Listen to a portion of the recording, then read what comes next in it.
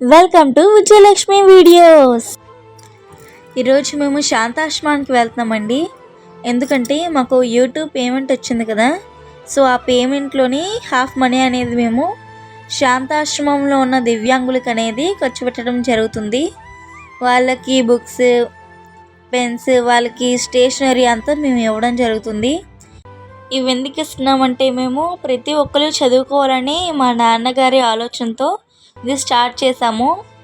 So ఇక్కడ చాలామంది దివ్యాంగులు ఉన్నారు. వాళ్ళకి ఎవరికి వినిపించదు, మాటలు రావన్నమాట.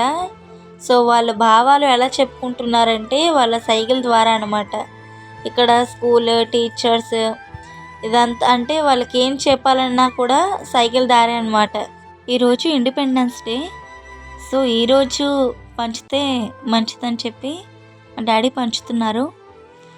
ఈరోజు ఇండిపెండెన్స్ వచ్చింది మనకి, అంటే మనకి పూర్తి స్వాతంత్రం లభించిందనమాట.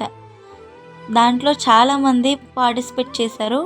అందులో దివ్యాంగులను కానీ ఇంకెవరని కానీ లేదు, ప్రతి ఒక్కరు మన దేశం కోసం పోరాడారనమాట. సో వాళ్ళందరినీ మనం జ్ఞాపకం చేసుకుంటూ ఇండిపెండెన్స్ చేసుకుంటాము.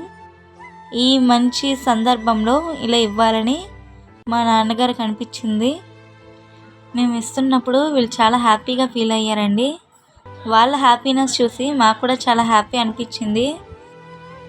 మా 9 months జర్నీలో మేము ఇంత హ్యాపీగా ఫీల్ అయ్యింది ఇదేనమాట. ఇంకొకరి చిరునవ్వు చూసి మనం చాలా హ్యాపీగా ఫీల్ అవుతాం. అది ఈరోజు మాకు దొరికింది. ఇది యూట్యూబ్ మాకు ఇచ్చిన ఒక గిఫ్ట్ సర్ప్రైజ్ అనమాట. సో ఇదంతా యూట్యూబ్ వల్లే.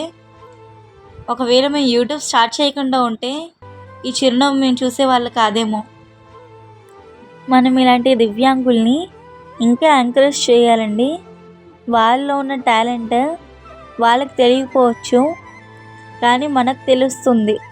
అది డ్రాయింగ్ అవ్వచ్చు, కల్చరల్ ప్రోగ్రామ్స్ అవ్వచ్చు, ఇంకేమైనా వాళ్ళని ఎంకరేజ్ చేస్తే వాళ్ళలో ఉన్న ఎక్సైట్మెంట్ పెరిగి వాళ్ళు ఏదైనా సాధించగలరు అనమాట. అంటే దివ్యాంగులు కదా, వీళ్ళు ఏం చేయలేరు అని మనం తక్కువ అంచనా వేయకూడదు. మనకి ఇండిపెండెన్స్ రాకపోతే మనం కూడా దివ్యాంగులేనండి. బ్రిటిష్ పరిపాలనలో మాటలు వచ్చిన వాళ్ళైతే ఏంటి, మాటలు రాని వాళ్ళైతే ఏంటి, వాళ్ళ పరిపాలనలో మనల్ని కూడా మూగవాళ్ళ చేశారు, దివ్యాంగుల్లా చేశారు. మన కష్టానికి ఫలితాన్ని ఇవ్వలేదు. అలాంటిది ఎంతోమంది వీరులు మన కోసం పోరాడి మనకి స్వాతంత్రాన్ని తెచ్చారు. ప్రతి నోటి మీద రాసి ఉంటుందండి, అది 10 రూపాయలు అవ్వచ్చు, 1000 రూపాయలు అవ్వచ్చు, కానీ దాంట్లో 1 రూపాయి అయినా సరే ఇతరులకి పంచిపెట్టాలని. దీన్ని బేస్ చేసుకొని మా నాన్నగారు ఈ పేమెంట్ని బుక్స్ రూపంలో, చదువు రూపంలో విద్యార్థులకి అందిస్తున్నారు. ఈ దివ్యాంగులు బాగా చదువుకోవాలని, వాళ్ళు గొప్ప స్థాయిలో ఉండాలని మా నాన్నగారు ఆశిస్తారు. ఈరోజు పొద్దున్న న్యూస్లో ఏమొచ్చిందంటే 24 గంటల్లో భారీగా పెరిగిపోయిన దేశభక్తి అని. సో ఇలా మీరు ఉండకండి. దేశభక్తి అనేది మన మనసులో ఉండాలి. ఆ రోజుకనే కాదు, దేశభక్తి అనేది ఎల్లవేళలా ఉండాలి. సో ఇక్కడికి వచ్చిన ఆయన సెక్రటరీ అనమాట శాంతాశ్రమానికి. అక్కడ ఉన్న స్టూడెంట్స్ కల్చరల్ ప్రోగ్రామ్స్ చేస్తున్నారు. చూడండి, డ్యాన్స్ చేస్తున్నారు వాళ్ళు.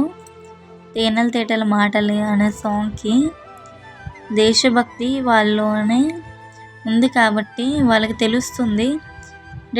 వాళ్ళ దివ్యాంగులు అయినప్పటికీ కూడా సాంగ్ వినిపించినప్పటికీ కూడా వాళ్ళ టీచర్ వాళ్ళకి అర్థమయ్యేలా చెప్తున్నారు ఏం చేయాలి ఏంటి అని. ఒక టీచర్ మాత్రమే ఒక స్టూడెంట్కి వాళ్ళు ఎంత కాకపోయినా సరే అర్థమయ్యేలా చెప్తారు. ఓర్పుతో, సహనంతో టీచర్ ఒక్కలే అలా చేయగలరు.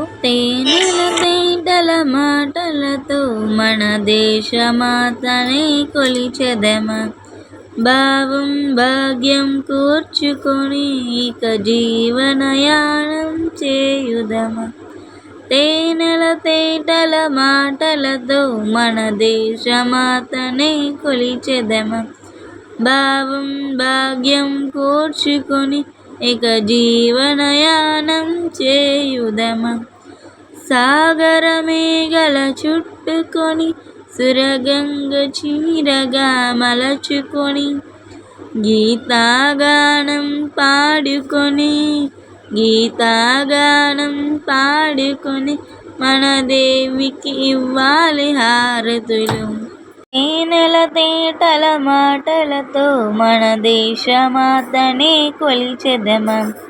భావం భాగ్యం కూర్చుకొని ఇక జీవనయానం చేయుదమా.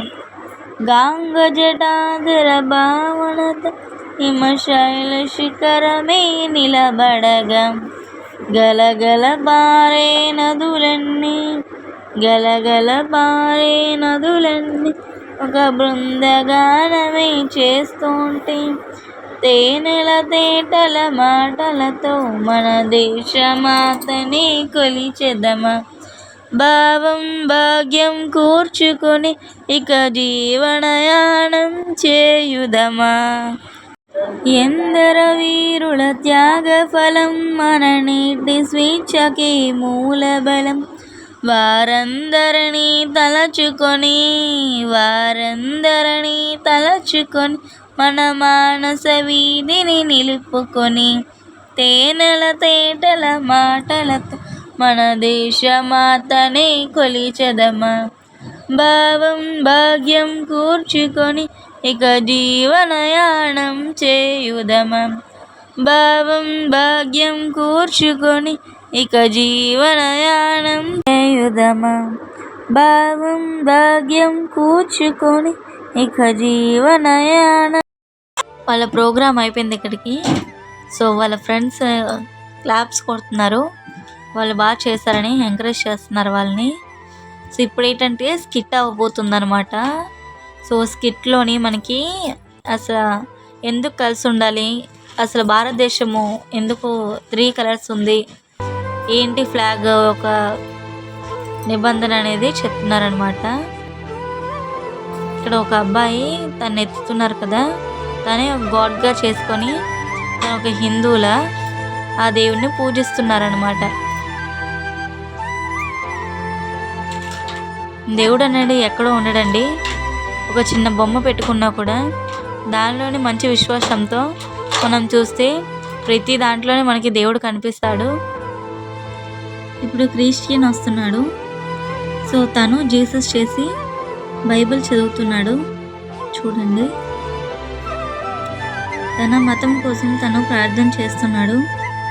ఎవరి మతం కోసం వాళ్ళు ప్రార్థన చేస్తున్నారనమాట. ఇప్పుడు ముస్లిం వస్తున్నారు. సో తను కూడా వీళ్ళిద్దరు చేసినట్టే ఏం చేయాలి అని ఆలోచించి తన దేవుణ్ణి తను తయారు చేశాడు. తను ఇప్పుడు ఖురాన్ చదువుతున్నాడు. తన దేవుడి కోసం తను ప్రార్థిస్తున్నాడు అన్నమాట.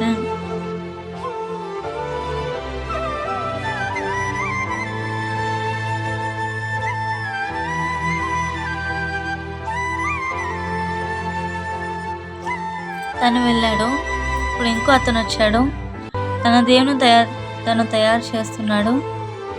ఈలోపు ఇంకో అతను వచ్చి మా దేవుడే గొప్ప అని చెప్పి తన దేవుని తయారు చేస్తాడు. ఇలా 3 మతాలు, అన్ని మతాలు గొడవలు ఆడుకుంటాయి. ఇప్పుడు భారత మాత అన్ని మతాలు కలిసి ఉంటేనే భారతదేశం ఉంటుంది అని చెప్పి వాళ్ళలోని మంచితనాన్ని, సదుద్దేశాన్ని పెంచుతుందన్నమాట. అప్పుడు మన ఫ్లాగ్కి 3 కలర్స్ గురించి చెప్తుంది. చెప్పి హిందూ, ముస్లిం, క్రిస్టియన్ బాయ్ బాయ్ అని చెప్తుంది. అందుకే అన్నారు పెద్దలు, దేశం అంటే మట్టి కాదో, దేశం అంటే మనుషులో అని. ఎక్కడైనా మతభేదాలుంటే మా వీడియో చూసి మారుతారని మా చిన్న ఆశ.